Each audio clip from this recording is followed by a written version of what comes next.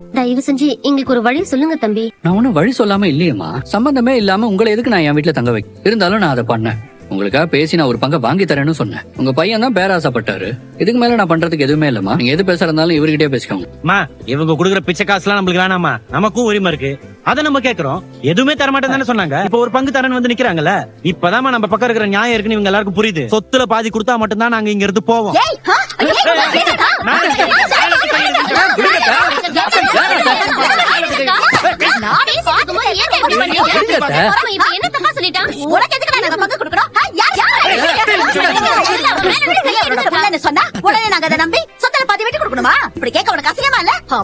கழுத்தை நெரிக்கிற மாதிரி கடன் இருந்துச்சுன்னா எல்லாரும் செத்து போங்கடா. ஏன் இங்க வந்து எங்க வசல வாங்குறீங்க? இந்த காலத்துல உழைச்சி சம்பாதிக்கிற காசே உடம்புல ஒட்ட மாட்டேங்குது. இதுல எங்க வீட்டை வித்து அதுல பாதி பங்க வாங்கி நீங்க நல்லா வாழ்ந்துட முடியுமா? எங்க சாபம் உங்களை சும்மா விடுமா? சாரதா, என் வீட்டுல இப்படி சண்டை போடாதீங்கன்னு எத்தனை தடவை சொல்லிருக்கேன். இது எல்லாமே உங்க வீட்டுல வச்சுக்கோங்க. ஏற்கனவே அக்கம் பக்கத்துல எல்லாரும் என்ன சொன்னு கேட்க ஆரம்பிச்சுட்டாங்க. இந்த மாதிரி சண்டை போட்டெல்லாம் எங்களுக்கு பழக்கமே கிடையாது. கடவுளே, எங்க வீட்டுலதான் இதெல்லாம் நடக்கணுமா?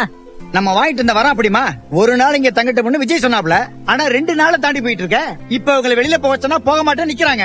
2 நாள்ல இந்த வீட்டுல